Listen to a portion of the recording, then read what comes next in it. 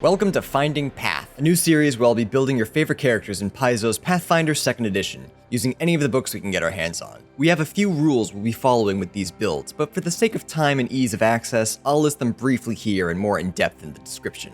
1.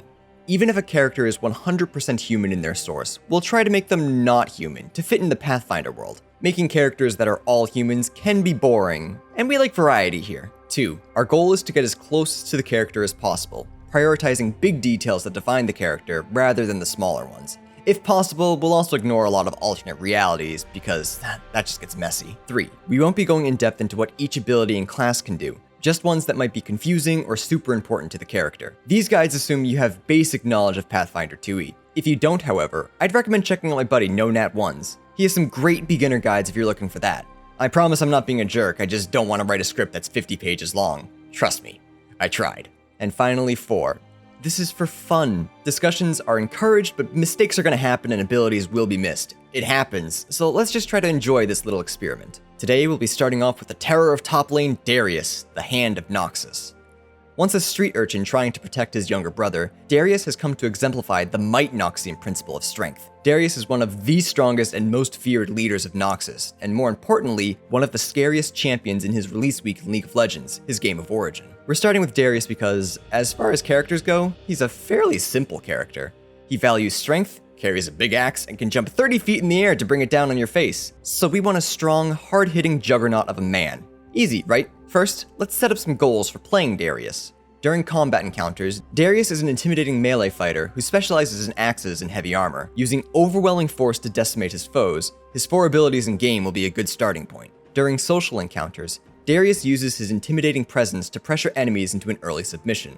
He also has very basic diplomacy skills when trying to convince people to join Noxus, but this is in very specific circumstances, such as after overthrowing their weak king. During adventuring, Darius can use his strength to bypass obstacles, working as the party's strongman, and keep an eye out for ambushes and traps using his perception. In a Pathfinder setting, he could also convince other adventurers on the road to join his party, explaining the might and power in numbers. In downtime, well, in League of Legends, he doesn't really have downtime, so in a campaign like this, Darius would try to recruit other strong warriors to the Noxian Empire, or even his own personal regime, should he ever need them. For money, he could always tell war stories at the local tavern, or work as a bodyguard. After mulling over this set of goals for hours and hours, reading through the core rulebook 5 or 6 times— this joke is bad, Darius is a fighter. So, here's our level 20 character sheet for Darius. Now, let's go over some decisions I've made. If you want to follow along, check out the character sheet in the description. Starting with stats, I prioritize in this order: Strength, Constitution, Charisma, Wisdom, and then leaving Intelligence and Dex at 10. These stats should be obvious, but just in case. Strength is what helps Darius deal serious damage, Constitution lets him take serious damage, Charisma is used for all of his intimidation skills, and Wisdom can help with keeping an eye out with perception. Intelligence is not necessary, because it only helps your lore warfare skill, which isn't needed outside of earning money, and acting as a bodyguard would probably yield more if the DM allowed. Dexterity is even more useless, as it will not apply to your armor class when we go plate armor, so it's only useful for reflex saves. But once we do pick up plate armor, we can add +3 to our reflex saves thanks to the Bulwark trait, which is stronger than expending 3 points into dexterity. The only time we'll even think about upgrading these two is at level 20, as upgrading Con, Charisma, and Wisdom would all yield an uneven number, which is useless when it comes to stats. And 18 and 19 are effectively the same. If a magic item changes your stats enough to make this not the case, just adjust accordingly. I just wanted everyone to know that I knew what I was doing. Kind of. For Ancestry, I went with Human, but like I said earlier, going Human for every character is incredibly boring. So for Heritage, we're going with Half-Orc. Half-Orcs are a great fit for Darius, preferring strength and intimidation to delicate influence. For background, Warrior is the only background that fits. Darius was recruited from a very young age to serve Noxus, and that has essentially been his job ever since. Intimidating glare for free is nothing to sneeze at either. Next up, some skills we want to work on. Intimidation and athletics are going to be our most important, intimidation being your biggest strength for both your combat and social encounters, while athletics will help your party stand strong while exploring. The extra 3 skills we grab at the start are medicine, diplomacy, and survival. If you add an extra intelligence point at level 20, you can pick up society. Medicine seems like an odd pick, but we'll talk about that later. Diplomacy can be used in certain situations where intimidation is a little too strong. Survival is important for surviving the harsh temperatures of the Freljord, and since Darius waged war there for a while, I'd say he knows a thing or two about surviving. And society is kind of nonsense I'm throwing out there. Something about knowing that Demacia's monarchy is messed up, but knowing Noxus's principal strengths are legit. Darius also grew up on the streets, so maybe he knows a little something about the underground. Again, this is kind of nonsense. There's a lot of skills and Darius doesn't need most of them. Finally, let's talk equipment, though it should be fairly obvious. Darius is an axeman, so great axe will be his bread and butter. Heavy armor is also perfect, as you have the strength to wield all of them by level 2. As I said previously, we want to rush to buy plate mail as soon as possible, as it will rectify your poor reflex save and make it, well, passable. Though it's not part of the character, if you're really looking for range, you can try hatchets, though the range is only 10 feet. It might help against some enemies. For magic items, wounding runes cause a consistent bleed damage where a creature is hit by a weapon. This fits his passive perfectly. Otherwise, just upgrade your great axe and armor. So, how'd we do? Did we reach our goals? For combat encounters, I made Darius an intimidating fighter who is good at taking advantage of an enemy's fear and missteps. Intimidating strike and shadow defense go well together, causing fear in the hearts of weaker men and having them stay frightened until your next turn. Pair that with fearsome brute, you get free damage just from the enemy being afraid of you. Even without intimidating feats, you can deal with a big group of enemies who try to surround you with swipe, and then eventually whirlwind strike, which would allow you to attack up to 8 enemies on your turn. Add endless reprisals. If anything near you even moves, you can take it out before it has the chance to run. And your other class feats and features are used to deal damage and...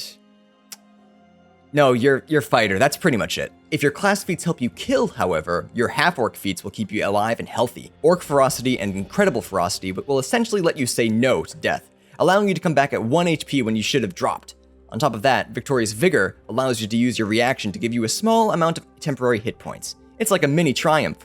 If you've taken a look at the character sheet, I'm sure you've also noticed that at 9th level, I have Darius take a Giant Instinct Barbarian archetype. Though you gain the Instinct's anathema, being unable to face a personal challenge of strength is in character anyways. The only benefit you get from this archetype right now is Rage, increasing your damage by 2 and lowering your AC by 1, but next level you can pick up Raging Intimidation. This allows you to use Demoralize and Scared to Death actions while raging. You even get Scared to Death for free. In-game, Darius never really rages as much as he just fights, so you can flavor it as a quiet, internal rage. Or you can just scream Noxus at the spinning Demacian. It's up to you. We also have Quick Jump and Cloud Jump, which will allow you to fight flying enemies, or bring your axe down on anyone unlucky enough to be underneath you. This doesn't do anything damage-wise, in reality it just eats its actions, but come on, dunk them.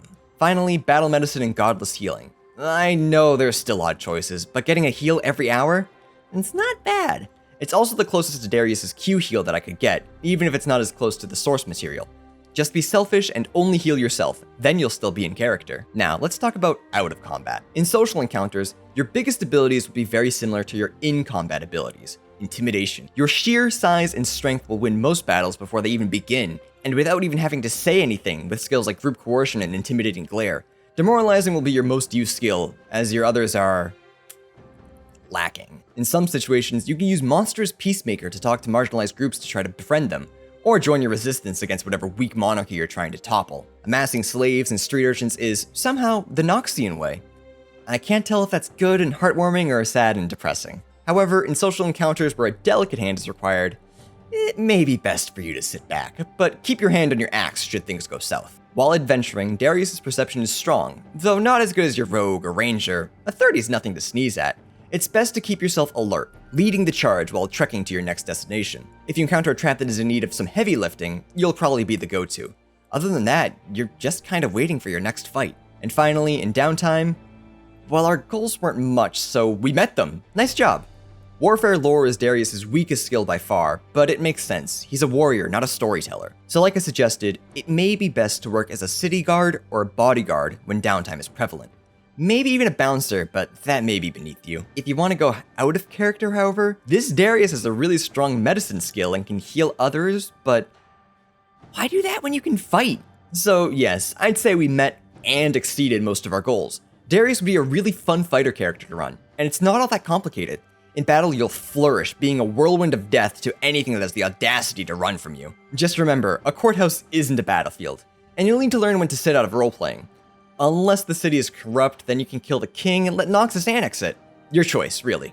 Thanks for checking out my Pathfinder 2e Darius build. If you have any questions, feel free to ask them in the comments below. Just, if you ask them months from when this video goes up, I may not remember why I did what I did. Sorry. Also, like video, comment video, appease analytical gods. You know the drill. Thanks for watching.